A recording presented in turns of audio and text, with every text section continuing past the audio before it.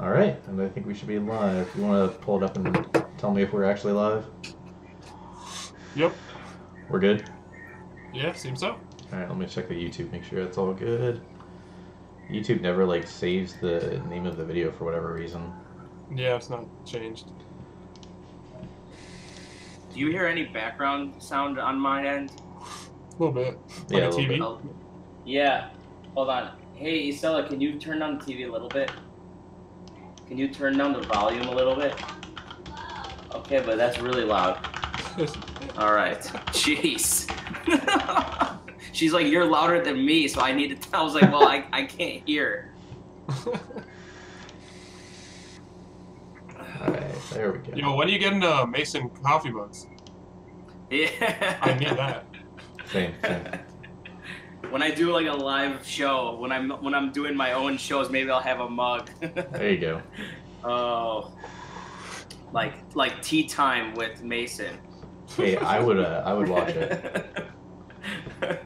Alright. Alright, I think we're all good. People should start hopping on in a few minutes. Does everything look good, Alex? I haven't checked this out. Let me flip my coals, and just in case for later. Of course.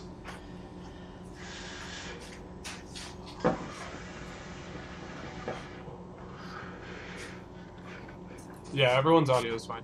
Okay, cool.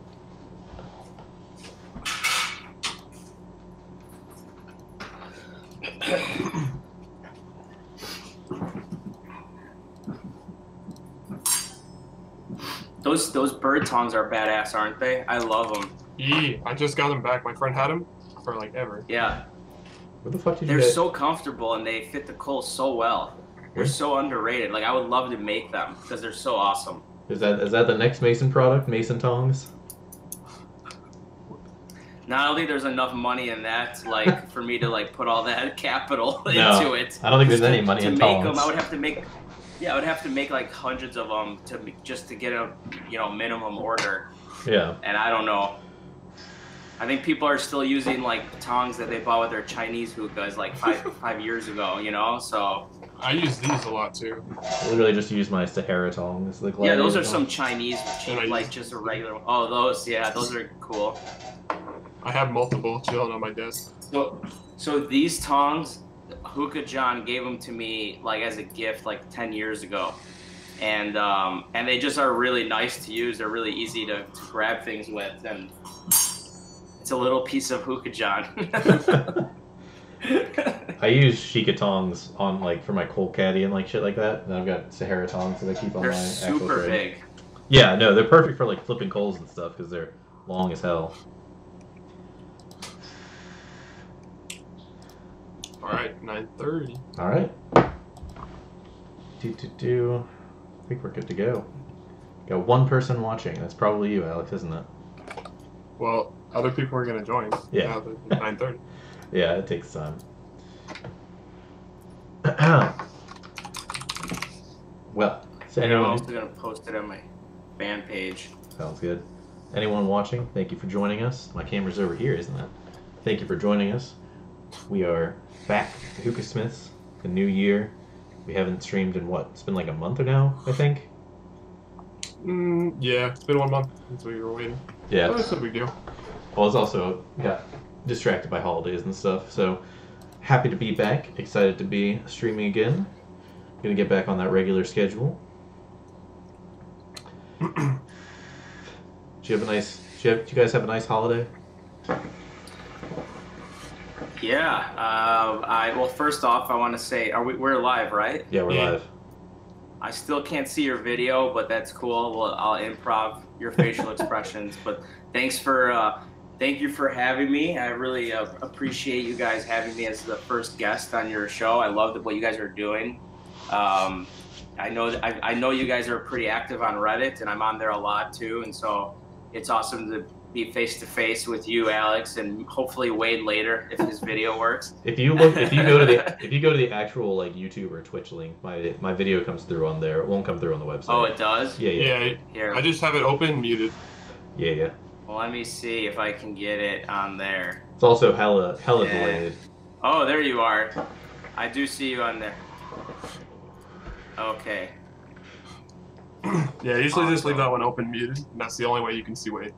Yeah. All right, beautiful. All right, well, awesome. Again, thanks, guys. I really appreciate you guys having me. And yeah, I mean, the holidays were good. They're busy. Just taking care of things around the house and gearing up for 2019, and some new things that we have in the works that everything takes months in advance of research and development and all of that. So who knows if it'll make it in 2019, maybe next year, but hopefully some stuff that is going to release in the next month, and then some stuff towards the end of the year. Yeah, I remember. Again, thanks, guys. How was your guys' break? It was pretty good. I went and visited some family in Charlotte. Didn't get to smoke nearly as much as I wanted to over the break, but we're back and getting to smoke as much as I want now. Yeah, I had a good holiday as well. I went to South Florida to visit my family. Good time. Yeah. Awesome.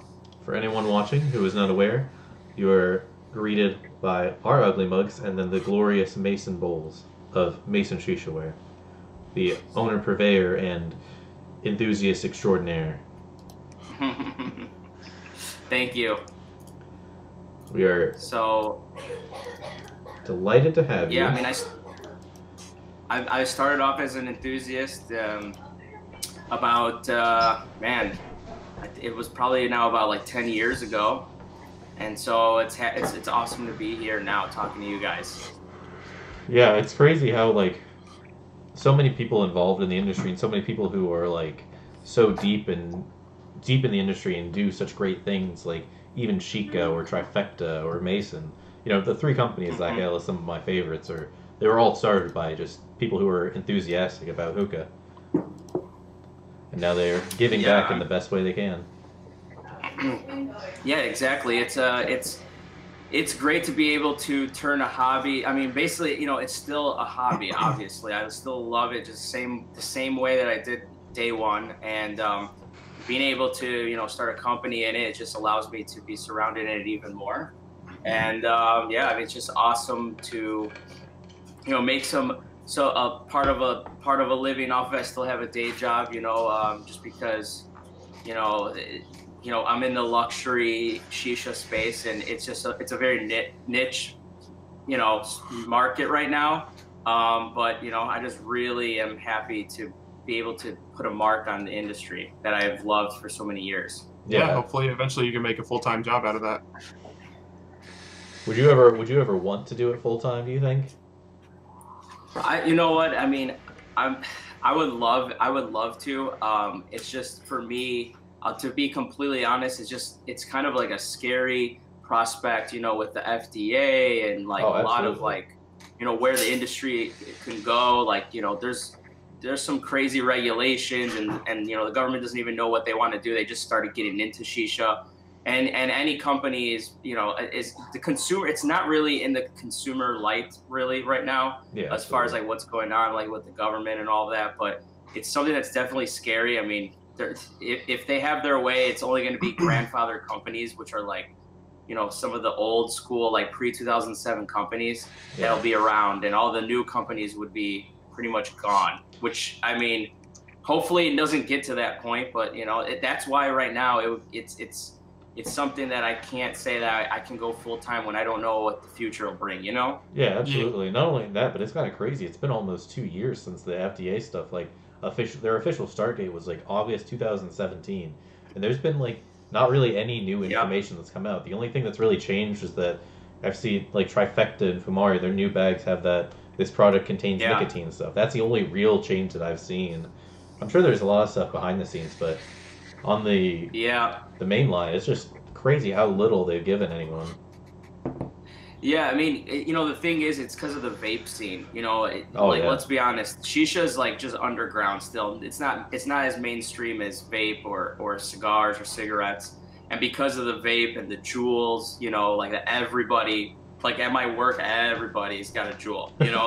It's because of that the regulation, and they threw shisha in there, which is really unfortunate for the industry. But because of all the light that that the spotlight that they put on it, you know, that's really, we're just kind of like add-ons Yeah. to them. Yeah, it was just kind of like an afterthought, like, hookah should count too, right? Yeah, exactly. And so because of that, they still don't know what they want to do. Hopefully there's some loopholes. Yeah. Yeah, hopefully, or you know, they're still like years away from like actually like doing any kind of implementation. Who knows what's going to happen? But again, that's the whole reason. Part of the reason, you know, it's just scary to put all your eggs in a basket that might be gone. You know. Yeah, absolutely. And so, but in the meantime, I mean, I'm able to juggle, you know, both things. And really, it is a benefactor in that I'm able to produce something with like for example, like I'm all about, you know, making sure I can make something as high a quality as I can. Yeah, and absolutely. with that, I mean, even on some of the products that I already have out, like the timber and the Grand Onyx, I've increased my costs just to make things better, improve them like from batch to batch. Yeah. And I don't pass that on to the customer. I'm just trying to make a better, a complete product. And that's something that, you know, with the margin slimming down and all of that, it is hard to, if I just went all in on that, and having another source of income allows me some flexibility in being able to make you guys like awesome luxury products. Because let's be honest, what really sells is all the cheaper stuff. That's what you see in the tobacco shops. That's what absolutely. you see, you know, everywhere. Because that sells, you know, like if you go into a tobacco shop and you're a new smoker, you're not going to pick up $100 handle. You're going to pick up the $10 one. Yeah, absolutely. Yeah, not to mention, it's just the availability and the lack of a name almost. It's like the fact that something doesn't have a name is almost beneficial to something because of the low cost and the insane profit margins that these Chinese companies can make. They can just sell out just insane amounts of garbage. Literal garbage. Yeah, I mean, well, you see, there's Chinese hookahs at these head shops that are selling for $110. Now, the reason why they are is the consumer doesn't know any different. They don't know what else you could buy with $110. They're walking into a head shop, and the head shop's carrying it because they could make 70% margin on it, you know. And with a luxury product, like they're not making as much of a margin, and if they wanted to, they'd have to have an insane price point to the customer. Yeah. That's another thing that I never really mentioned. This will probably be this is the first time that I really like I'll actually put into words, but a lot of what we do is like direct to consumer. There's no middleman. There's no distributor. There's no wholesaler. And if I did that, I would have to raise the retail price even more because they want to make even more money. Oh, absolutely. Than when I'm able to. So by cutting them out, and luckily I had so many people being able to like draw traffic to my website, I'm able to sell direct to consumer, so I can cut down the cost. And you know, even though like $60 for a bowl seems like a lot and $100 like for a hose seems like a lot, in actuality, if I had a middleman, I mean, it'd be $150 and $100 for a bowl if I was able to make it with the cost that I have. Yeah, because you have to make so much. Yeah, exactly. I've always drawn pretty direct comparisons to B2 since I've been working so close with him over the last 3 years. I've been able to see like he's in the same boat where he most of the stuff he was doing for the longest time was just direct to customer. When he finally, it wasn't until he got bigger that he was able to finally branch out into doing resale to like 5-Star and Hookah Shisha and all that stuff, just because of the insane quality he puts into his stuff and the amount of cost he has associated with it for manufacturing in the U.S. Yeah, and the owner of the B2s even told me on occasion too, like the precious cut stuff, like the really nice stuff, like the resin. He's even told me like they're always trying to raise his price too every time. I mean, because the stuff's a pain to make. It's hard to make. It's the reason why you don't see it everywhere. Yeah. I mean, look at Regal. Regals are like over $1,000 for the same material, you know? Yeah. But that's also because they're making it themselves. It's expensive. It takes a lot of time. It's hard to cut. Yeah. You know, it is definitely tough. And the nice thing that B2 has, now that you've built a name, he's able to order more from his supplier and lower the cost. Yep. And that's like the benefit of that. Yeah. Yeah, he's messaging me right now about the price for the new hookah, the F22 that he's coming out with.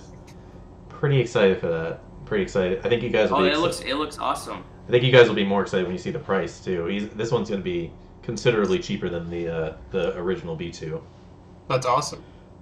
It is super smart because while there's still people that really love the original B2, the price and the new one is so beautiful, and the price tag I know is going to be more friendly. So that itself is going to sell that. Yeah, absolutely. So the B2 name at this point is just the B2O name at this point is just so strong that it's a win-win almost. Yeah, I see them. They're all over now. Like it's international. I see them in Spain and France and Germany, and they have you know, distributors over there, and it's awesome to see all that branch out from, you know, I remember when we went to the first trade show at TPE, and I remember seeing him for the first time years ago, and he was only like 4 months in or something like that. Yeah, that was so it's cool to see that grow. Yeah, that was like a few months like after I joined him, I think, or before I joined him. But yeah, he's done very well, and I'm excited to see what else he does. And it's I was just drawing the direct comparison because it's like that expensive art, like the enthusiast grade product. Yeah, and it's a lot of the same stuff you see with like stone bowls as well. But it's funny because he is almost like, it's not like he's faded to the background, but he's not as popping as he once was. I don't see him just completely sold out all the time. Do you think that Mason Bowls have had anything to do with that? Or do you think that's something... No. Oh, you mean stone? Yeah. I mean, or do you think that's something that just like happens naturally over the course of the product not being new and exciting? I don't know, that's tough to say. You know, like a lot of it is, you know, like I know he does one-off pieces. Sometimes some of the pieces might not appeal to a certain person when they're one-off like absolutely. that. You know, I know the prices too have come down because some of them were in the 3 digits, and that was like they weren't going as fast then. Yeah. But he's since lowered the pricing on that, so that's definitely helped some. But I don't know. I don't know. I can't speak on that. I like, for example, for us, like we've been around over 2 years now, which is crazy to think. And we still are selling out like in seconds, which is crazy. Seconds. I mean, it's awesome. Literally. Yeah, literally in seconds still. I mean, even the hose, I can't keep like the sapphire in stock at all. Like that's why I'm not even using one, because I feel guilty having one for myself. That's fair. Someone told me one time, because I'm like, my Helix is one with a crack. Like this Onyx that I have is one that had a defect. And then I was like, explain it to someone. He goes, you know, there's always a saying that said that the successful potter uses a broken mug. Like, oh, that's pretty cool. Like, I mean, because I really feel guilty. I want to push as much product out as possible, and I don't hold product back. And there's a reason why I'm using like the stuff that, you know, is a reject, because like that's what I can use, and I want to be able to push as much as I can out to the public. Yeah, so every single piece. Yes, every single piece that I can push out, because I can't keep up right now, and I've worked on things to, like, for example, the Onyx. We're going to start seeing more consistent batches, because in 2018 I only had like 2 releases of the Onyx, and while they were big batches and they still sold out in seconds, and everybody still says, oh, you're still making none, but really no, it's the demand is like quadrupled and more than quadrupled. So it's like, as much as I'm raising the batches, there's still more people now that want them. It's an interesting relation, because the faster they sell out, the more the demand almost increases. And so then they just keep selling out faster. No matter how fast you make them, they're just going to keep selling out instantly. And you know what, man? There's people that even tell me, like, I don't want you to make more. Like, I want you to keep it like it is, because they want to like hold on to something special. Like they really don't want everybody to have it and all that. And like that wasn't my goal. Like for that to happen, it just, that's what it's become. Yeah. But again, like to be profitable and to be able to, so all the money that I make off of, let's say, the Onyx, I've made the Helix. Then whatever money I make in the Helix, I made the Timber. And then, you know, even though the Timber came out before the Helix, there's still things that I invested in coming out with, like the Fusion line that I just released and all that stuff. Right. I'm always reinvesting the money back into the products. Yeah, absolutely. And that's the benefit of, you know, having, you know, the business grow, is being able to reinvest that money into new products. I'm not just sitting tight and just kind of just letting the money train go. Like I'm reinvesting. I have new product lines like with the tip, and there's going to be some stuff this year. So I'm constantly trying to just increase the range. Yeah, absolutely. And it's kind of cool. I think that's part of what's led to so much of your success, because Like, I hate to go back to Stone, but you look at Stone, he made his bowls, and he made a few random things. Like, I think he made some bases once, but that's really it. And he doesn't keep up. Like, I don't think he really kept going with the bases, from what I have gathered. But I think that almost has something to do with it. People aren't looking for just, like, someone gets a Stone bowl, they're not trying, unless you're Owen Barry, you're not trying to buy 30 Stone bowls, you know what I mean? Yeah, I mean, there's collectors. You know, there's some people that Absolutely. like, you know, they collect a lot. I mean, most of the people that I feel that are buying these products, they have more than one. You know, like if someone's spending $100 on something that you can get for 20, it's someone that's an enthusiast, and it's someone that like has multiple setups. Like they just don't have one hookah. Right. But if you look at like the difference between like buying 2 Stone bowls, you're not getting a huge difference. You're buying an Onyx versus a Helix bowl. Those are 2 very different bowls, and they function differently. Very different. So there's almost more of a reason for the average enthusiast to buy both of those versus buying 2 Stone bowls. If that makes sense. Yeah, you want to, and what's awesome too is that I've been able to do this without actually making a hookah. And if you think about a lot of the companies that have like actually become big and grown, they, you know, hookahs sell a lot easier because it's like, whoa, I want a whole setup, you know, like I want a whole setup, and we've been able to do it just off accessories. Yeah, it's absolutely absurd in a good way, of course. Sorry, I got. Yeah, it is crazy to think like just off of accessories that I was able to do that. And when I made like the timber, there really wasn't that many hose options out there. Now you started seeing a lot more hose options. I just felt like people weren't paying attention to the hose. Yeah. You know, when we were doing the craft bowl, there was Stone, and then you know now you have Relics, and there's a couple other ones. Especially internationally, there's a lot more people now getting into the craft luxury hookah bowl game. But you know, we were at the very like beginning of all of that, and now you know the next progression was the hose.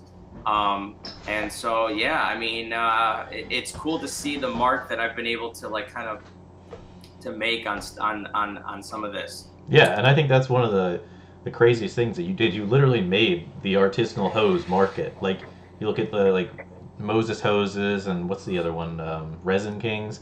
They've literally like you've created this almost second coming of hoses almost, where people are making fancy hoses that are functional and are just pretty, you know. Before your option for a high-end hose was what, the Aviator hose? That was it. Yeah. Like it was a $60 hose, and man, that's exactly what it was. It's like I kept, again, what really helps is that I'm an enthusiast, and some people that are in this industry, like they didn't start off at that level where they were an enthusiast like themselves, like really hardcore. Right. And so when I was like even making bowls, and I had like a beautiful setup, because I collect hookahs too, and so I was like, man, I don't have a hose that like brings this hookah to life. Like it's just an afterthought. Like there's like the new hose, the plastic one, and there was like the KM hose, and that doesn't go well with a modern hookah and stuff like that. So I'm like, there's really nothing out there that speaks to me. So I'm like, okay, I'm gonna make something. And it was crazy because who the hell thought at that time that people were gonna buy $100 hose? Like people were just like at the beginning, before I even released it, they're like, oh, I don't know, it's a lot of money, this and that. And then when they started seeing that people were buying them, then you started seeing, oh, wait a minute, maybe there's something to this. And that's when you started seeing more people get into it. Yeah, absolutely. And it's such a wonderful thing to see, because it not only does it show that there is a market for that, it shows that there might be other untapped markets that we have later on that we don't even know about. Like, what if there's an artisanal HMD market out there that we don't even know about? Yeah. Artisanal tongs.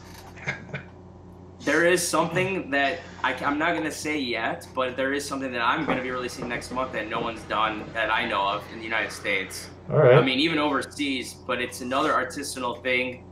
And I won't say anything else, but let's see if that is also something that people will pay attention to. We'll see. I have no idea. It's one of those things where I think it's cool. And so if I think it's cool, maybe other people do too. And you'll see it in hopefully next month. Awesome. Well, you clearly have fantastic taste, and we'll be happy to have you. We'll be happy to have you back onto the show when you want to talk about it. But yes, for sure, I'd be happy to. I think we are about ready to start our actual interview. We've kind of been doing a pseudo interview the whole time, but we have actual questions we have typed up. So, Alex, do you want to go ahead and bring up your first questions?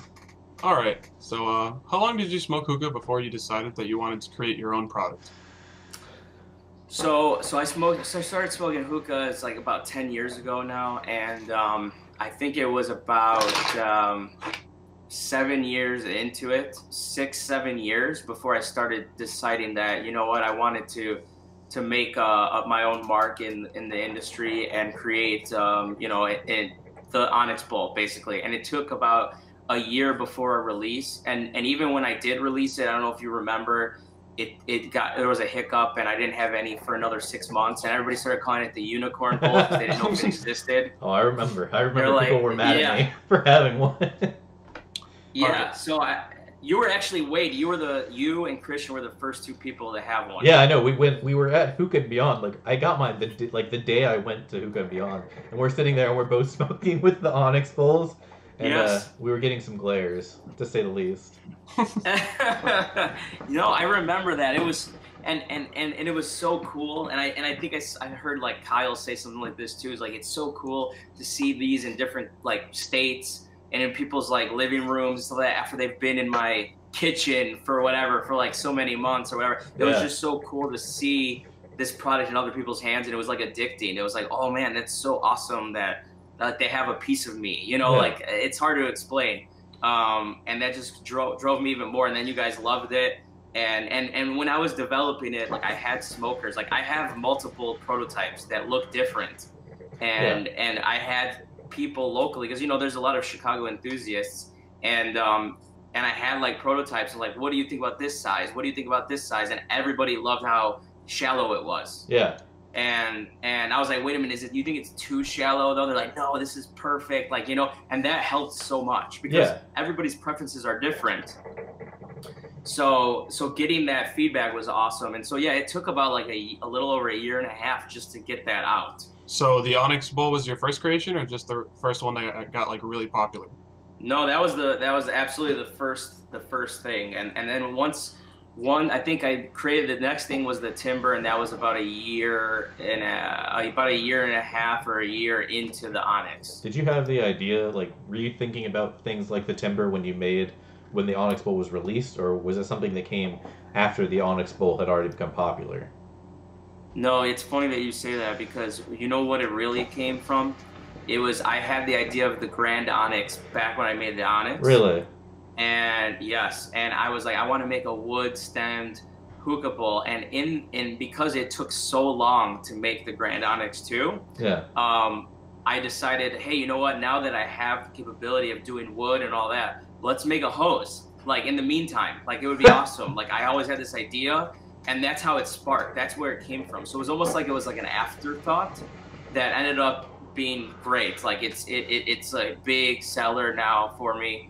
And I'm just glad. I'm glad that the Grand Onyx took forever to make that, so that I can make that. And I put a lot of time and effort into developing it. And even when it came out, like, I mean, Wade, you've even seen, like, you know, we moved the piece over here longer, so it's more stable. Yep, I've got all of my Timber handles sitting on the shelf behind me. Everybody's told me, like, every time I get a Timber, like every batch, like, I feel like it's getting better and better and better. And like, you know, some people didn't like this shape. So I'm like, you know what? I'm gonna release this new shape, which, you know, we released like 2 months ago. Yeah. And everybody absolutely loves this, you know? Yeah. Once you get all that feedback, it's pretty easy to like come up with different ideas. Yeah. Exactly. And so, like, I can honestly say, like, now this thing is like perfect for where I want it. I mean, even the barb, I made it black so it doesn't stain. You know, the first ones, they were clear. Now it's black. It looks more sleek. You know, just some small, like, you know, dimension changes on the inside of the tubes and whatnot. And so I've really been able to I won't say every single batch, but every few batches, like, you know, if I got some feedback, I would pour it back in. Yeah, all these little details make a change. Yes. Big time. They all do. And that stems from that I care. Yeah, absolutely. Like, I care. Like the hose is selling. Like, did I have to do all that? Not necessarily, but I care. I want people to say, like, oh, I'm super proud of having this. You know, they spend hard-earned money. It's not cheap, and I want them to absolutely love it. And honestly, I have never had someone that's gotten one that says, like, I hate it or I don't like it. Everybody tells me, oh, it's my favorite. You know, I absolutely love it. Like, it's got a great draw. and all that. And that's part of the reason too why we came up with this design, is because there's not many hoses with that kind of diameter. Yeah, absolutely. And that kind of opening, and it's hard to do that with just this material. Yeah. So that's why we came up with that design. It's not just a beauty thing. We wanted it to function. Like everything that we make, it's aesthetic with function. Yeah, you need the function. Aesthetic alone is not going to sell. Well, it'll Or sell. last. It won't last, exactly. Exactly, unless someone puts it on their shelf and like, you know, like then all of a sudden it's like, yeah, it's cool, but yeah, it sucks. I use this other hose, you know, whatever. But I wanted it to be the go-to, you know, like for those people that owned it, and so yeah, I mean, it's been awesome. Yeah, I mean, you look at the shelf behind that light behind me. There's like 60-something bowls over there that I don't use, like a million bowls that I'll never touch. The only mason bowls that are over there are the ones that are being protected for safety reasons, basically. Like the original Mystic Jade and the I think my Fabergé is the one I still use, and I've got one I got from Reddit Bike forever ago that he did a number 2. So the Fabergé, I can't even make that anymore. The glaze, so that glaze is a special glaze that it came from. The materials of it came from like this quarry, where, you know, a quarry where they dig up things from the earth, and that quarry ran out, and they can't pull out of that quarry anymore. So I can't get that glaze even if I wanted to. And now, of course, because I can't get it and I can't make it, people are like, I'll give you $300 if you can get me one or whatever. I'm like, dude, I can't even make one. I can't even get one for myself. Yeah, like I have one and I broke it last week while I was cleaning it, and I almost like cried. I was so mad. Sounds like so I if you ever need want to sell it, Wade, let me know. Sounds like sell it back to the owner. Sounds like I need to buy a new one and put this one on the shelf. Yeah, but no, I mean that's they are functional pieces of art, and I think that's something that's cause of your success. You know, you make the functionality is like, it's almost like it's not like either one, like the function or the aesthetics are to the background. They're both very clearly well thought out, and they work well and they look amazing, and that shows in the product. I think I mean, you've got the perfect combination. I don't know what you can do to make them better in their current state. So wait, I'm glad that you brought that up. Actually, they did get better in the last 2 batches, because I only released 2 batches in 2018. I was able to increase production and increase the quality of them. And you're like, well, how can you make it better? So the people who have gotten them in their hands, they even wrote me like, oh my God, like you made it like so much better. Like I'm actually even willing to sell my old one because I love these new ones. Really? And what we did with the new one, yes. So what we did with the new ones is they're all heavy. Like some of them, you know, in the older batches, some of them were really heavy. Some of them were like medium. They weren't as heavy as the other ones. Mm-hmm. These are all consistently like bricks. They're all super heavy. Really? Yeah. So you have a heavy one. So like the new ones, every batch from like October to now for the foreseeable future, they're all super heavy. And what heavy means, it's not like just to be a paperweight. It's basically that's more clay, and it slowly dissipates heat. So it keeps heat longer because there's more clay. And it gives a slow cook, which gives you like, I know it sounds gimmicky, but you have to see, like, it gives you better flavor because you're slow cooking instead of just heating. If you have a thin clay, you've seen like, you know, some, I won't mention the names, but like the porcelain bowls that come with some like these cheap hookahs, they dissipate heat, they burn right away. Yeah, absolutely. Because the walls are so thin. Yeah, I mean that's like going back to stone. That's why people like stone bowls when they came out, because they were thick. They held the heat well, and it was a slow and thorough cook of your shisha. And I remember when the Onyx first came out, the bottoms were thin, and people were so fucking mad about that. I remember one post in particular. This guy was like, "Why would I spend so much money on an Onyx bowl when it's so thick or so thin? I need a thick bowl to just dissipate the heat." Mm-hmm. And then I think you literally had, like, you showed the inside. You were like, "This is how thick it actually is." The handle wasn't thick at the time. Yeah, I mean, yeah, the bottom portion, only the bottom portion, like this part right here, the lip, we have to cut a hole in it, and that's why it has to stay a little bit thinner. Yeah. But the rest of the body was thick, and honestly, so the actual bowl right here, and you can actually see this with the NAR, the Starbuzz NAR with a thermometer, and I have a heat gun and I temperature tested this thing when I was like prototyping and all that. So this gets to like 350 degrees Fahrenheit, which is so around 300 degrees, actually around like 225 degrees is like it seems like to be the perfect temperature for like the tobacco to fully cook. Right. So right where it's touching, it gets like 350. Then it gets to like 225, and down here it gets to like 80 degrees, which is its ambient temperature. It doesn't do anything for the bowl, really. So, but the new ones, they're thick even in the lip part. Really? That's why, like I'm saying, yes, they're like super thick too. So yeah, I mean, we did some things with the mold to make them easier to create and all of that, and increase the quality. And the glazing, people have told us like the glazing's even better. Like it's like more mirror finish like and all that. So one of these, like in the next release, you have to get one because you'll be able to see the difference. Even like Tim Kritzler, like he came over and he goes, dude, this thing's amazing. Like it's even you made it better somehow. Like, and I'm like, yeah. and that's not something that I marketed. I didn't say like new and improved or anything like that. It just shows like they noticed. Yeah, they noticed. I never said anything, and it was something that I was thinking like, should I say improve and all that, but I didn't want to make it seem like there was an issue before. But for the people, it's a pleasant surprise, basically, when they get it. Was it difficult to adjust the mold? Not. It's more difficult to just get the manpower to make them all. Okay. Because it's a long process. They take like a day almost each in the mold to make. Oh wow. So that's why like handmade stuff is actually quicker because you're just spinning it, and you can actually just create the shape and then put it aside. Yeah. But with the mold, like it's actually a longer process to do it the right way. If you're using like a porcelain clay or cheaper clay, it's easier to get them made, and that's the reason why they do that in China. Absolutely. But with this material, it's difficult, and again, everybody was like, oh, like if you remember when I first came out, like, oh, a slip cast bowl. Everybody has this mindset. Oh, it meant cheap. It meant porcelain, but it's like that's the mindset that I had to break. Well, you've completely just because you're not used. You've completely reimagined the way people think about slipcasts. I mean, if someone's at a slipcast now, someone would think about the Mason. They wouldn't think about a shitty porcelain bowl, for the most case anyway. And think about the benefits of it. I mean, even with the Helix, like because it's handmade. The Helix is handmade, and then the Onyx is slipcast.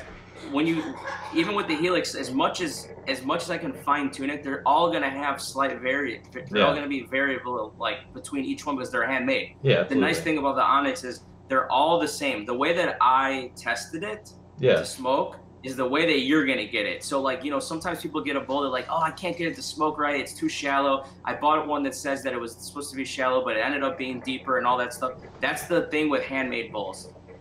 Yeah, it's something you come to expect. But I remember that was something I think I talked about when I initially reviewed that bowl, what, two and a half years ago now? But we've got some more questions for you. Let's see. So go ahead. You've got a lot of friends in the industry. We see you hanging out with people like Moose from Trifecta, and we see you hanging out with Ahmed from Shika. Is it safe to say that these are two of your favorite companies out there right now as far as hookah goes?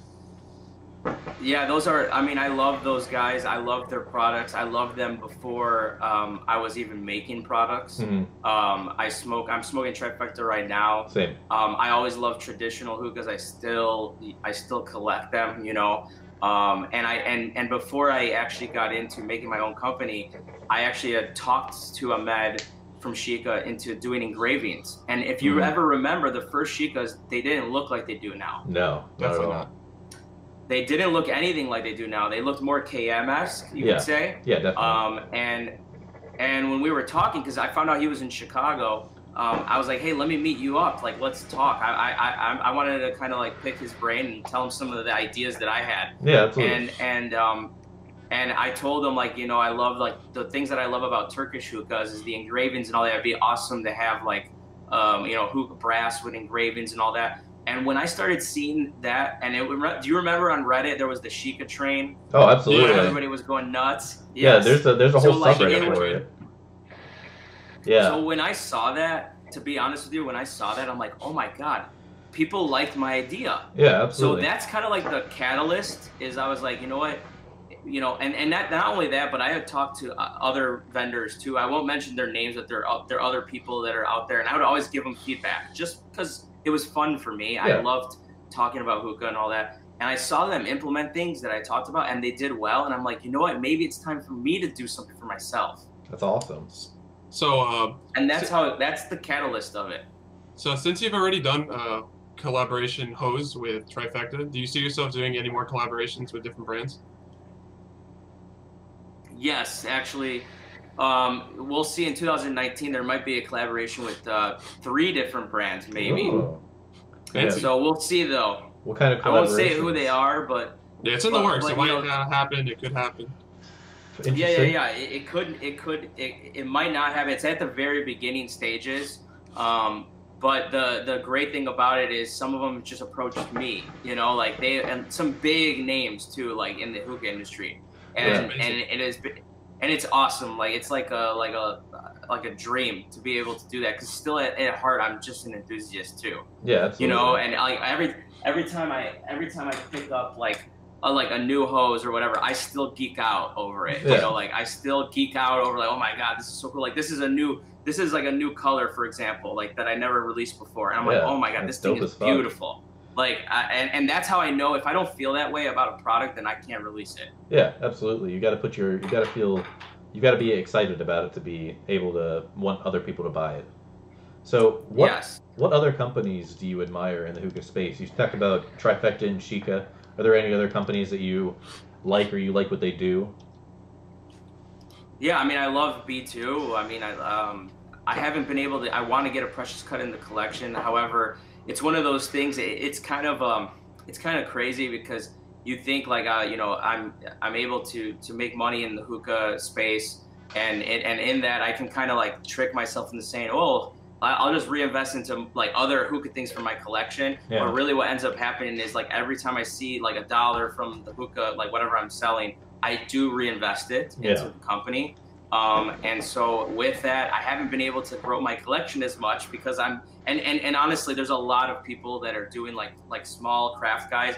They're the same way. They're like, yeah, I really want a bowl, but right now I'm focusing on my own stuff. Like, you know, like I'm focusing on my product that they're putting out. So I want to get one in my collection, and I will have one in my collection eventually. But every time I think about $500-600, I'm like, man, what can I do?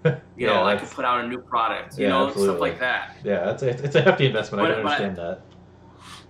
Yeah, but definitely I love what they're doing. Especially, like I said, I really love that they're coming out with a lower priced hookah, because now it's going to hit different tiers of people. Mm-hmm. I mean, yeah, I mean that like that kind of stuff's awesome. I love like Al-Jamal. So this is like from Germany. Mm-hmm. Like that guy, he's making something that costs an insane amount of money to make, and he's doing it also similar to me, because he's a hookah enthusiast. The things are $600-700, okay? Yeah. But he's doing them, and they can't. And honestly, how many can you really sell at $700? He's not like going to be able to quit his job off of that. Yeah. But because he cares so much, it's like, this is something that I wanted to see in the space, and he made something that's CNC brass, which is so expensive to make. God, yeah. And in the United States, if I were able to make this, it would be way more expensive. Yeah, it'd be like $600. Yeah, it'd be upwards of thousands at the very minimum. God. Yeah, exactly. So like when you see stuff like that, like it's awesome. It's like exactly like how I feel about the products. I mean, but I still respect all the craft makers. Everybody that you said, like what Resin King's doing, what Stone, what Moses is doing, like. It's awesome to see them in that space. I don't look at people as like, and I've said this to people before, I don't see them as competitors, because there's enough to go around. You know, a lot of people are collectors. They're buying more than one product. What I see is it's keeping people interested in hookah. And that's really the bare bones of it. If I can't sustain everybody's, you know, wishes myself, and really it's best for the community. If there's more products that are out there, it's going to get more attention, more friends of friends are going to get into the hobby, and that equals more for everybody to sell, you know, like absolutely. there's more market share. Yeah. It seems like a lot of these companies are friends instead of like competitors. Yeah, exactly. I mean, that's the way that I look at it, and some people sometimes might not see it that way at first when they're starting up. But when you really like start getting like your wheels going and all that, you realize like it's awesome to be able to look at them as like just friends. Like, hey, we're all in this together. We're all helping out the community together. You know, there's some stuff that I can make that people just won't like, and there's stuff that another company can make that people that might speak to them. But at the end of the day, it just furthers the hobby, because honestly, there's not that many American-made products to begin with. No, not nearly enough. And really, as much as I also love this hookah, I really just prefer anything made in the U.S. because you know, you started seeing a lot of the Russian stuff come over and all of that, and it stinks because the Russians aren't buying the American stuff. No, that's because there's nothing to buy. What are they gonna buy? A Regal? And Regals are pretty popular elsewhere, but even then, I hate to say they're old and they're not as exciting, but I mean they haven't been reinventing themselves like a lot of other companies, like a lot of Russian hookahs have, because they've just been you buy a Regal 3 years ago, you buy a Regal today, you're getting the same thing generally, as long as you're buying the same version, of course. But even not just Regal. I mean, if you look at B2, like you don't see them like crazy going around and like the Russian guys hang. No, they like are into their own stuff. It's kind of like people that like in Germany, for example, everybody drives a Volkswagen and a Mercedes and a BMW. Like when you go there, and you don't see that many like Fords and stuff like that, because they really appreciate the stuff that they have, and it's high quality and all of that. Yeah, absolutely. And I kind of think about it that same kind of, maybe that's the same way of thinking. There's always going to be people that want to be different and get something that nobody else has in their country. Right. But at the end of the day, like especially if some of the other countries are not buying into the American market, that's why we have to really stick together. We can't beat each other down. Yeah, absolutely. Sure. I honestly don't think there are too many companies like that in the U.S. I mean, maybe Starbuzz, but Starbuzz just kind of fucks off because they're Starbuzz and they make fuck you money basically.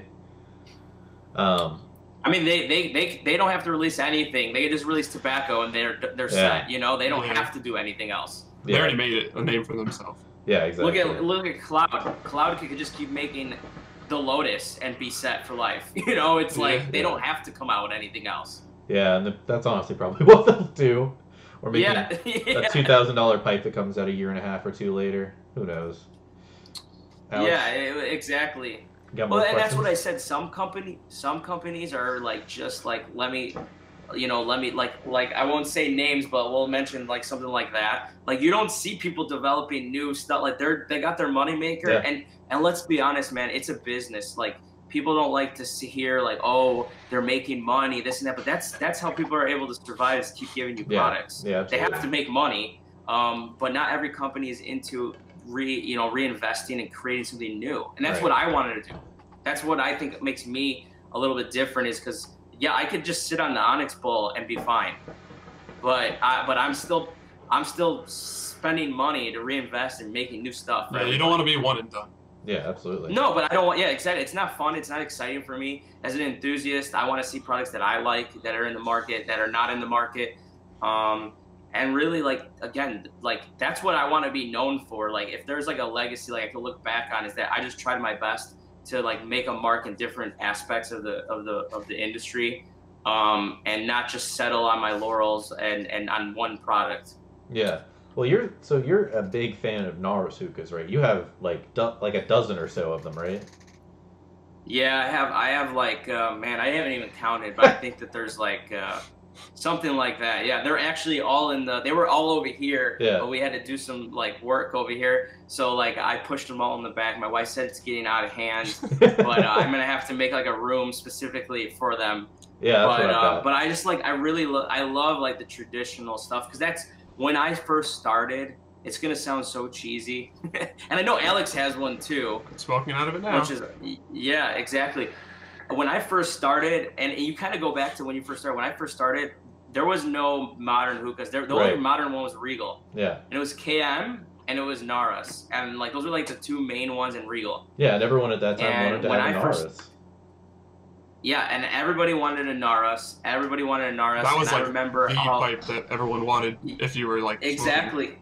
Yeah, and I bring it up because I think that if you ever stop, that you've made that kind of impact. I think Mason bowls will be the Naros of hookah bowls, essentially. I think if you ever stop making them, they will be the most sought after bowls out there.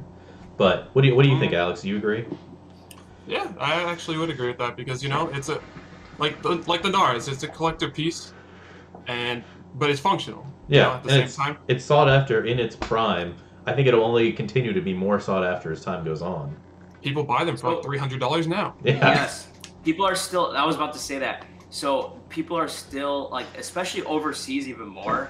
People overseas are paying, and they're telling me like, I'll even pay you $200 because I was going to buy a used one for like $200. How many products do you know in the hookah industry that you can use it and sell it for double what you paid? Yeah, exactly. Like, it's crazy. If I wanted to Like, sell mine now, I could sell it for double, even though I've used it dozens upon dozens of times. Yes. If I go Yes. to r/hookah trade right now, I guarantee the last like 5 posts have been wanting to buy Mason bowls. Right here, first post, wanting to buy Mason Onyx, Rustic Rojo, or Midnight Opal. Let's see, Yeah. there's like 5 more of them looking for Helix bowl. Yeah, I mean it's like Yeah.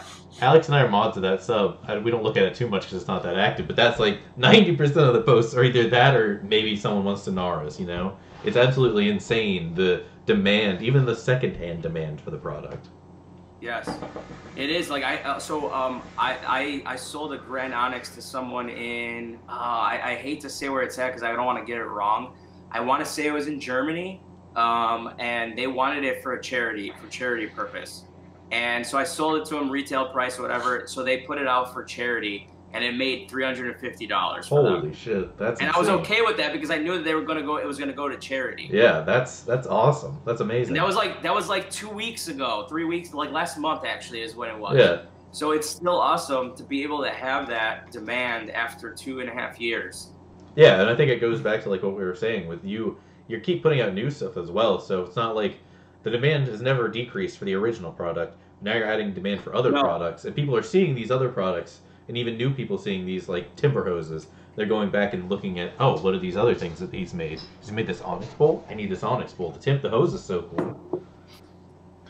Yeah, and if you think about it too, the Onyx is the same shape as the timber, so it adds to the whole lore. Yeah. Where you have like the collection piece. That was something that I wanted to make sure is that like when you don't even have to see a logo and you just know what it is. Do you think you ever saw it in like sets, like a bowl and Who like knows? a hose? Maybe. We gotta wait for the hookah who for knows? that. Maybe. Yeah. No. I mean, no. I've definitely thought about it before, and I know that it would do well. Maybe people would buy it just to get the bowl. Like, they buy the set just to get the bowl. Yeah, absolutely. So again, but another thing too is I don't want to take advantage. Like I've kept the price the same. I can easily charge. I've even had people. You're not gonna believe this. I've had people message me. You're selling them too cheap. You need to sell the Onyx Bowl for more money because the Onyx Bowl right now is low 40s. And they're like, I almost feel guilty or bad only paying $40 for this because this should be like $65 or $70. And I'm like, look, I know that I can sell it and I know that I can make more money by doing that, but I want it to be in people's hands. Like, and again, that's what I want to make sure. That's why I want to do like videos like this because people don't really realize like my mindset behind things. Yeah, I think absolutely. that maybe I'm just out there just to take advantage or whatever.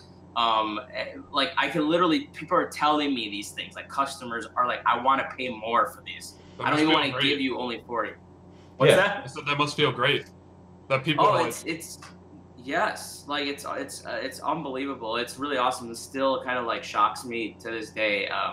Every release, it's like wow. Like I see all the people leading up. I can see the traffic on my website. I'm like, man.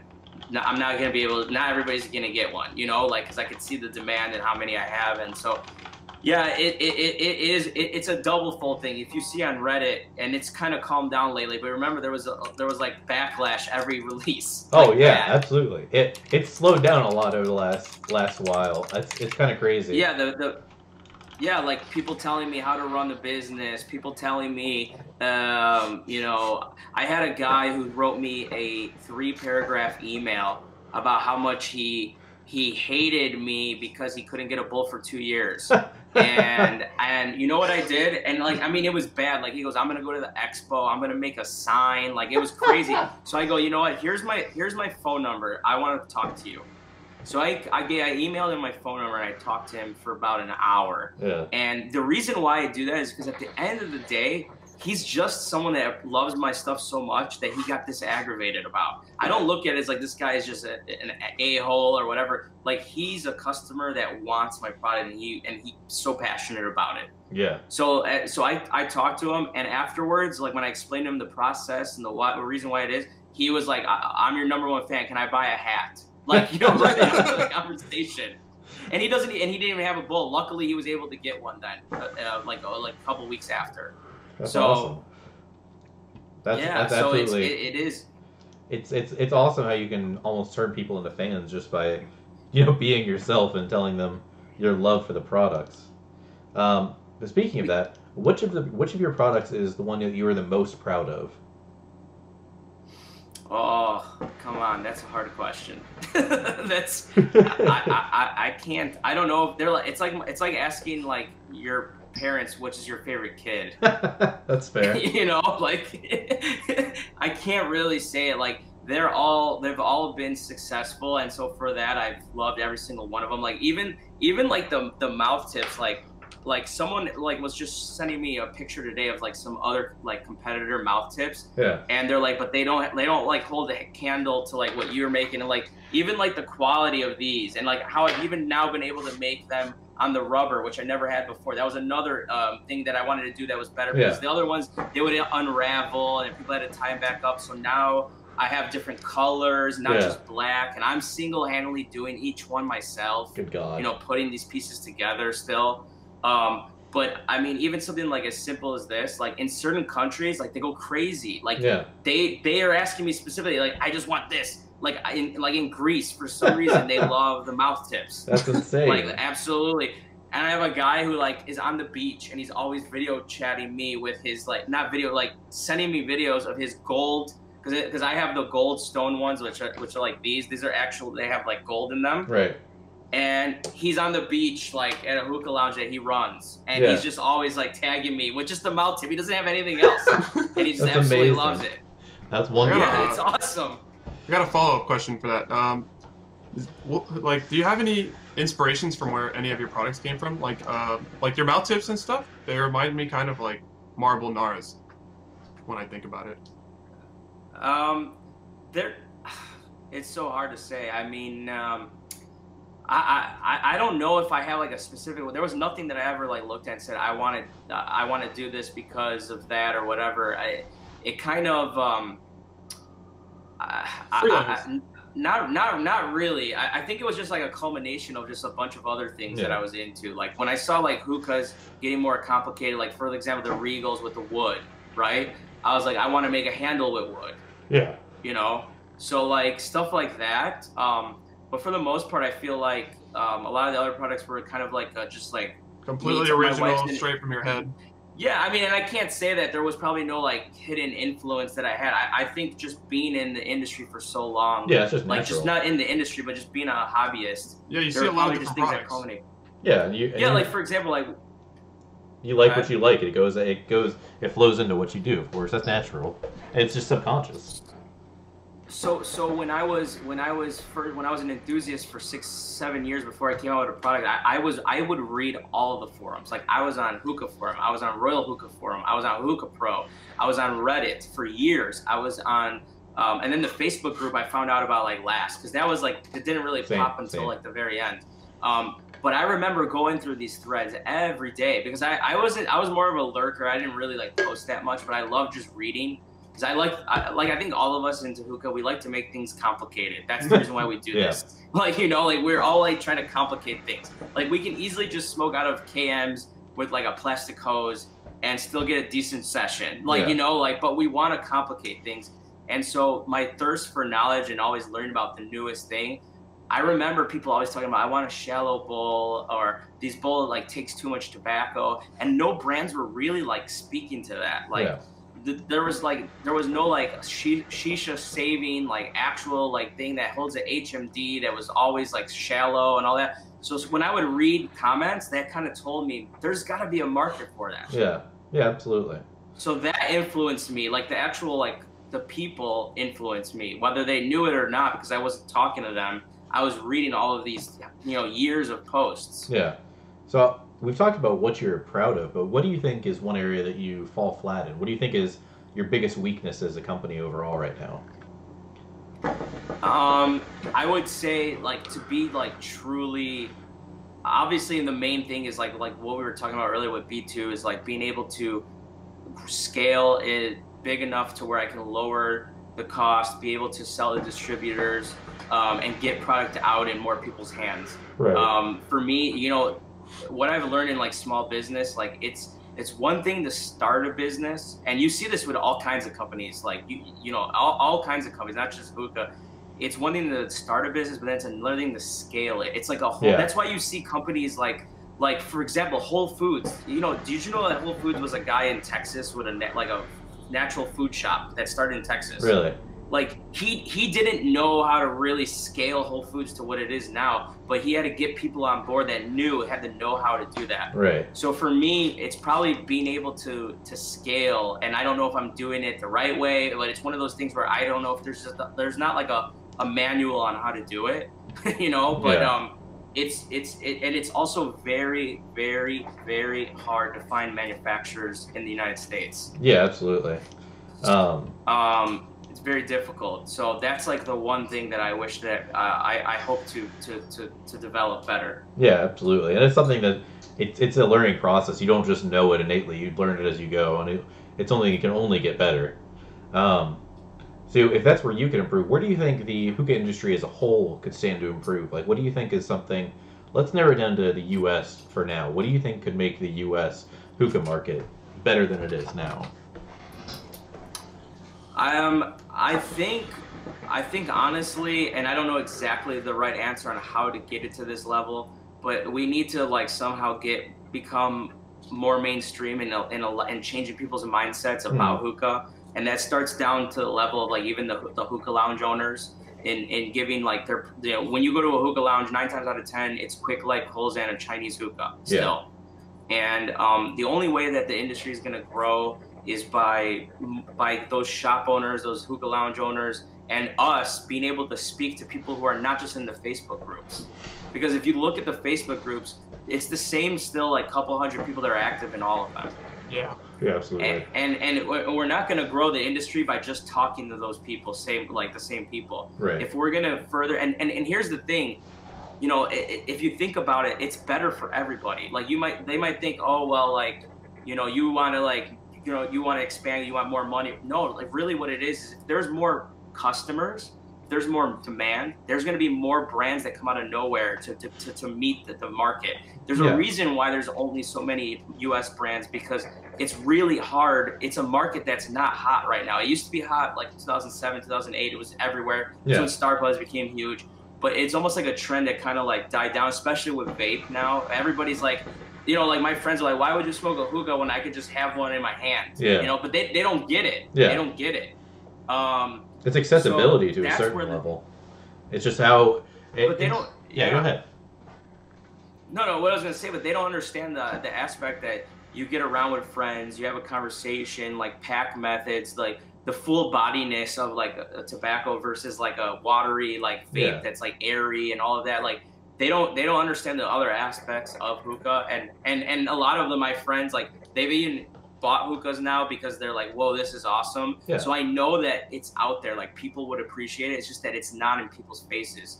Yeah. How many times, I'm sure your friends too, this is the best hookah I've ever had, you know, like it's crazy that like people just can't get a good hookah, and that's the reason why people don't get in the hobby. Yeah, absolutely. Yeah. Like a lot of people that like go to lounges for their first time are, like you said, smoking with garbage quick lights and cheap hookahs and cheap tobaccos with poor packing methods, and that's their first entrance to the hookah industry. And you know, a lot of people aren't going to be like, wow, this is for me, because they're just not getting an enjoyable session. And realistically, that shouldn't be for them. I wouldn't want that. If that was my first experience smoking, I wouldn't want it either. I remember when I smoked when I was in high school at some fucking party, I was like, this is okay. And then I smoked a few years later. My buddy packed me a hookah, and I was like, holy fucking shit, this is amazing. And bought a can the next day. Exactly, and how many I've even had people say I don't smoke hookah because I had it one time in college and I almost threw up, or I have a headache, when I smoke hookah. I'm like, No. Just try it. You're not gonna get a headache. Don't worry. Like, because they're used to the quick lights and also like the smoky atmosphere. Yeah, exactly. Yeah. So then, and then they're like, whoa, like I can't believe I still don't have a headache. You're right. You know, like these are people that if they didn't have that experience, they would never. And now they're the ones always asking for the hose and calling me like, hey, can I come over? Like just to smoke my. Yeah. Like, yeah. come on, man. So that's where the industry needs to get better, and I don't have the answer to how it's going to get to that level, and who knows if it even will get to that level. But it's better for everybody because that means there's going to be. Look, think about it. If there's more demand, that means there's more money that these tobacco brands are going to make. That means there's going to be more companies that want to get into the game, and that means for you, just the average smoker, the enthusiast, you're going to have 5 other new brands to choose from that you might love even more than the current ones. Yeah, I mean, it's like, that's why I've always been, like, that's why I shop local for a lot of my hookah stuff. Like, I've got one shop in town that, like, the other day, they just started carrying titanium coals. And I talk to the owners, I'm always like, hey, thanks for bringing this in. This is fantastic. Keep doing this, and I will keep buying them. They brought in, like, Starbuzz Serpent. I was like, this is good stuff. Bring this in. I'll smoke this. I will buy this stuff from you if you bring it in, and I think other people will too, aside from people who are just buying kilos of double apple. But I can't change that. I mean, and not only that, but like, do you remember when haze was huge over here? Everybody was smoking haze. Yeah, we're both smoking peppermint mint now, reminiscing about what a mint. What a mint! The what a mint was insane. Remember when you could overpack it and you get that creamy, and peppermint shake's awesome. It used to be so freaking amazing. And the new stuff, it seems like it's not the same, it's probably not because maybe there's some changes that they made. Well, but I remember when everybody was smoking haze, and I spoke to a distributor in Chicago, and I'm like, you got to get into more of these shops. Everybody loves it. Yeah. And a few of the shops that were local to me that carried it, it just sat on the shelf because it was an unknown brand of people who walked in, and the owners didn't do a good enough job selling it. Yeah, they're not pushing. Like they didn't. Yeah. They're not pushing it. They're pushing the Alfaker, or the people are just going in there and getting what they know. When they had an awesome brand right above it, and then what ends up happening is it sits on the shelf and they stop buying it. And then so you have a brand like, I mean, who knows? Even Trifecta probably has the same issue. Like you have an awesome brand, but no one's willing to spend the $20 to find out if something stinks. Like that's why you guys, that's why reviews are huge, because like people don't want to spend their hard-earned money and be let down. But the thing is, there's not a lot of people that are just not enthusiasts. They're gonna go on YouTube and look up a review. Yeah, that's why I've always liked Instagram as a platform, is because there's so many like casual people that are like mildly into hookah. If they see something cool on there, they see someone cool talking about hookah stuff on there, they might be more interested. It's a more accessible platform. It's the same with like even like Reddit and the Facebook group. Someone might just they somehow they get recommended to hookah enthusiasts. They join the group and they're like, damn, there's a lot of cool shit on here. I mean, that's literally what happened with me. I found the hookah group at some point. I found r/hookah because I was on Reddit. I was smoking hookah. I was like, I wonder if there's a hookah subreddit. And there was. And here I am a few years later doing a fucking podcast about hookah. Yeah, exactly. I mean, all of us that have that thirst to meet new people that actually share our, it's so hard to meet people locally that are going to have our same thoughts on hookah, and that's what's beautiful about the Facebook groups and all that everybody's able. And you know what, man? There's going to be people that watch this. What you're doing right now is helping, because you're going to be on an accessible platform like YouTube where there's billions of people watching. Maybe they'll click by and this will show up on their feed. And they might find out about the groups, and then they might get into it, and that's like what needs to happen. Yeah, that's always been something that we've always tried to push, like the hookah subreddit or like the Discord server, even, because that's a growing platform. We were always trying to get people into it. You know what I mean? It's hard to get people into it who've never smoked, but there's people that have written me and they've said, because of like the releases and because of all the stuff that you're doing, making new stuff, like you actually got me back into hookah. Like you actually made hookah exciting for me again. Yeah. That's like the best compliment I can ever get. And that's why I say with like these other craft makers and these other brands, I don't look at them as competitors, because they're all helping the cause. Everybody is helping the cause. If another brand gets somehow on Instagram some new followers, they'll find out eventually about other people. Yeah, it trickles down. It trickles down, and everybody's gonna, and then you guys will have more viewers. You guys will, everybody's gonna benefit. Yeah, absolutely. And it's like, I think flavors are one of the most exciting things you can show someone. Like that's why Trifecta. When I first tried Trifecta, I was like, holy shit, this is fucking insane. And then I started showing it to my friends, and they were like, how can you make hookah taste this good? Like, what the fuck is perfect? How does this exist? Yeah. And I that really reinvigorated some of my friends' passion for hookah that were just smoking like alfalfa once in a while, not smoking that much. They started getting into like shit like Trifecta. They're like, what the fuck is this magical nonsense you're showing me? And it was that's why it was one of my favorite things to talk about, and it still is, because it's a good product, and it tastes good, and it's easy. That's one of the easiest things to show someone who doesn't know anything about hookah is, this is a new flavor. This tastes good. You're right. That's all you need to know. You don't have to know anything about how you pack it or anything like that. You know it tastes good, people are interested. Yep. And here's the thing. If they see a bowl, they're not into it. It's like, whatever, it's a bowl. I don't know anything about that. But if they have, like, for example, I have friends that have tried Twice the Ice, and Twice the Ice alone has gotten like 4 people I know bought a hookah because of Twice the Ice. Yeah, once they've tried it, they're like, what the hell is that? And then once they get into that, then they start learning about the other products, right? Yeah. Like, oh, you know what? Why isn't this smoking right? Well, you're using this bowl. It's not, like they're using a cheap Chinese one or whatever. Then they start getting into it. But like you said, the flavor, that's really the reason why we all smoke hookah. Like if we were all smoking like garbage tobacco, we probably wouldn't be in this hobby. Yeah. If there wasn't any good brands. Yeah, and like as much shit as I talk on Starbuzz for having flavors that don't last, they've got very poppy flavors that I think actually do get people into hookah. I mean, I remember smoking Starbuzz Pirate's Cave. That was the first bowl my friend packed me. And I was like, wow, this flavor is really good. And I mean, objectively, maybe not the most amazing flavor, but it's poppy and it's accessible and it's easy to get people into that. You know what I mean? And it really, that invigorated my desire to smoke different flavors and try other things. If it wasn't for Starbuzz, we all might not even be here today, to be honest with you. 100%. Because Starbuzz, because think about it, what was tobacco like on the shelf before Starbuzz? It was apple, it was orange. Now it's like, sex on the beach, like and and people are like, what is that? It's sexy, and that's the reason why like the government's getting involved. It's like, wait a minute, you guys are appealing to But that's really the reason. Before them, think about it. Everybody just had single note flavors, and they weren't mixing. It was like Nakla apple, it was Nakla pistachio, and that was it. Like you just had the single note flavors. And if you're a college kid like wanting to smoke hookah, you're not gonna be like, yeah, man, I fucking love apples. I want to smoke some goddamn apples tonight. Yeah. You want to smoke something that's different, Or they see something that's like Nakla, it has the Arabic writing, they don't know what it says. They're not going to reach for it. They don't know what it is.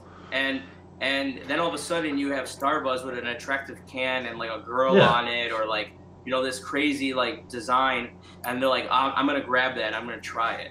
Yeah, I think, I don't know about you guys, but when I first started, I mean, I had Blue Mist, and Blue Mist was like, I had Nakla Double Apple and Blue Mist. And Nakla Double Apple, like, I think I smoked it so much that I almost threw up one time because it was like not a ventilated area, and I couldn't smoke it for like years. But then Blue Mist was like, wait a minute, this is really good. Like, I need to find more things like that.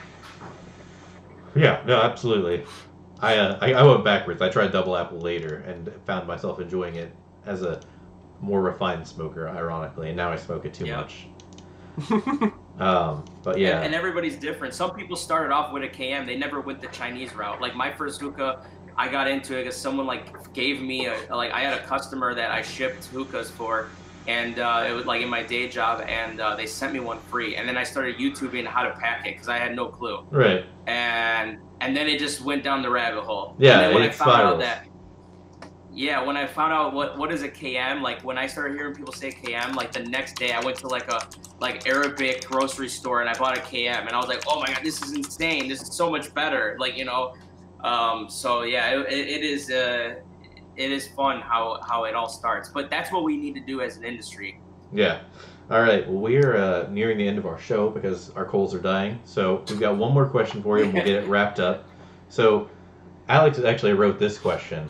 What is your favorite pipe, and why is it a Narus? Which Alex was it? The one. Oh, you. Oh, okay, sorry. I thought someone chatted in or something. No. Okay. What is my favorite hookah? And okay. Oh, so why do I like Narus? Is that what your question is? Yeah. Basically, the question is, what is your favorite pipe of all time that you own? And why is it a NARS? Because I already know it is. It probably, as far as, oh man, so I love it, the NARS. So this is the thing: is there a better smoking pipe than a NARS?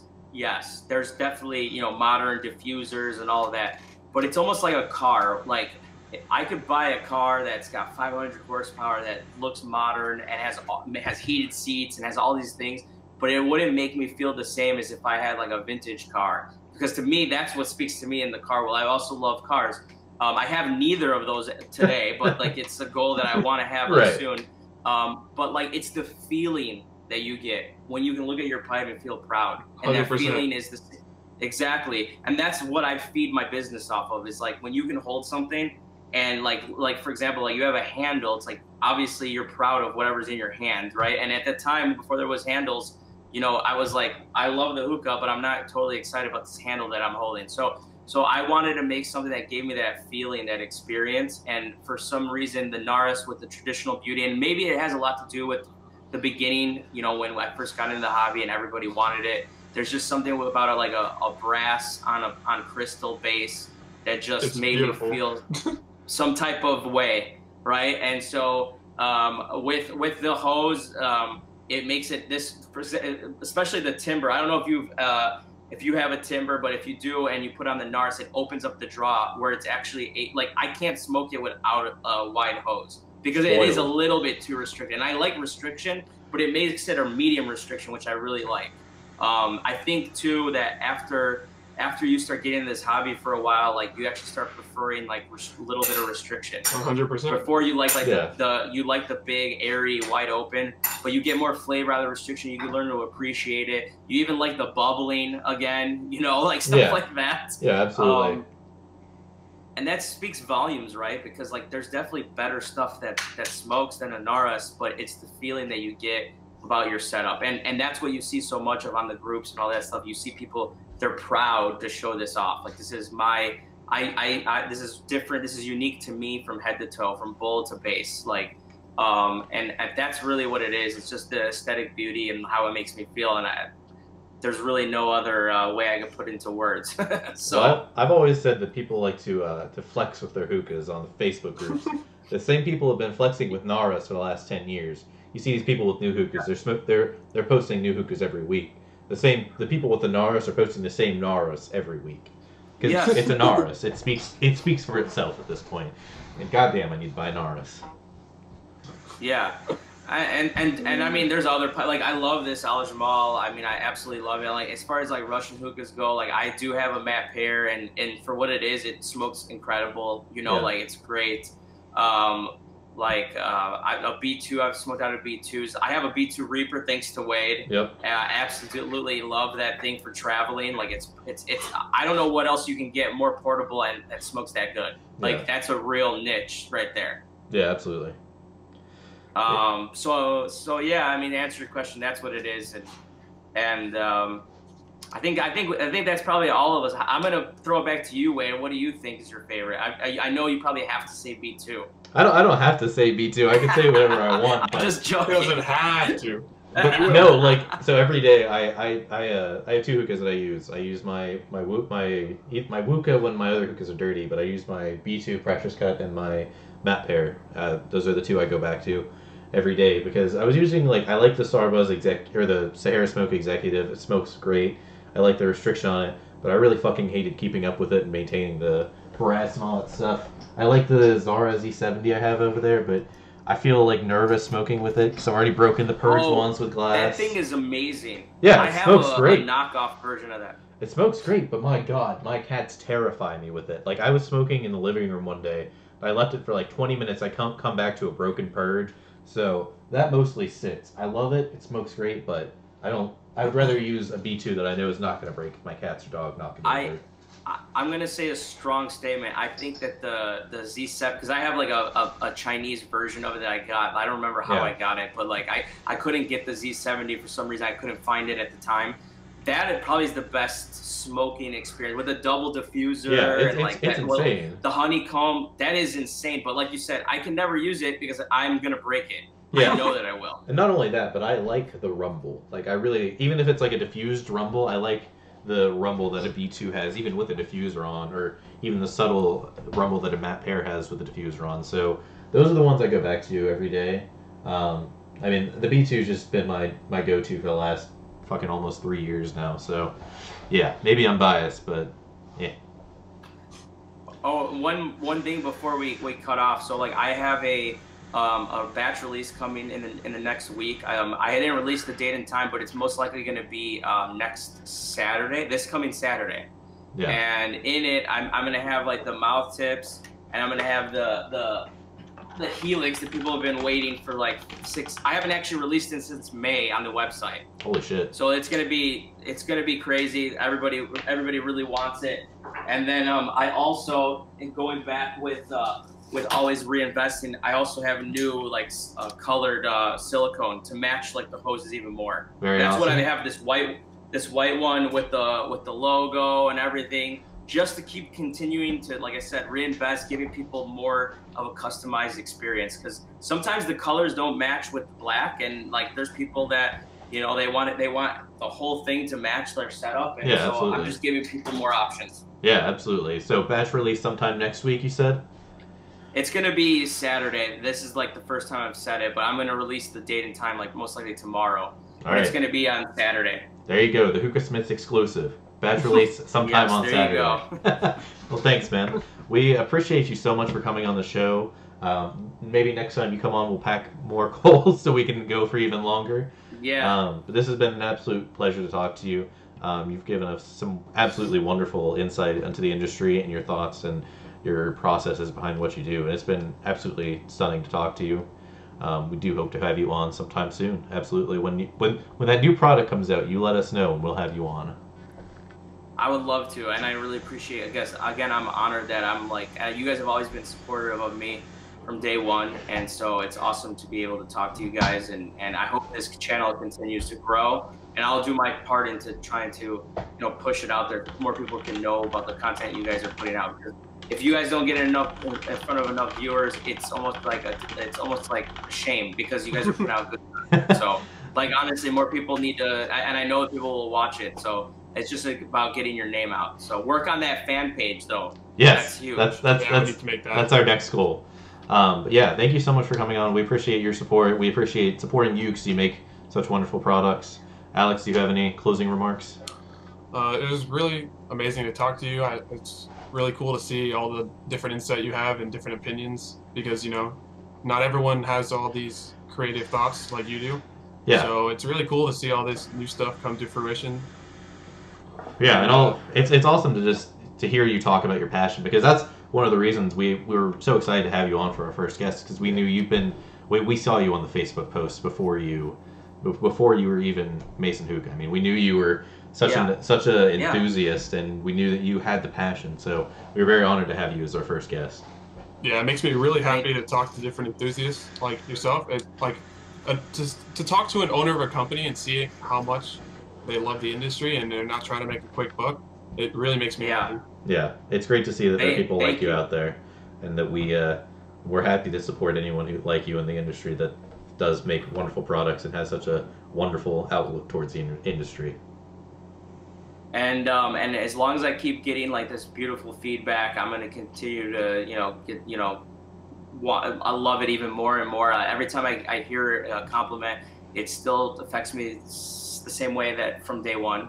So like, it's still awesome to be able to make a mark on different people, and I look forward to, and if anybody is listening to this ever has ideas or anything that they ever want to talk back and forth about, I'm always available. People always tell me that they appreciate how interactive that I am. Well, you can like message me on Facebook and I always respond right away. My wife kind of hates it sometimes that I'm always on my phone. That's fair. But That's fair. yes. But I love, like, just because I am passionate about it. If I wasn't, I wouldn't be able to do this. Yeah. I just wouldn't be able to. What drives me is just the love for it. Yeah, absolutely. Well, we're going to end the stream there, guys. Thank you all for coming out to watch the stream. Thanks for Mason to coming out. We hope you guys will catch us in 2 weeks when we're back at our normal time, around 7 p.m. Eastern time. We'll have just the two of us then, but hopefully we'll have another guest on after that. So Thank you guys so much for coming, and we'll catch you guys in 2 weeks. Peace. Awesome. Thanks, guys.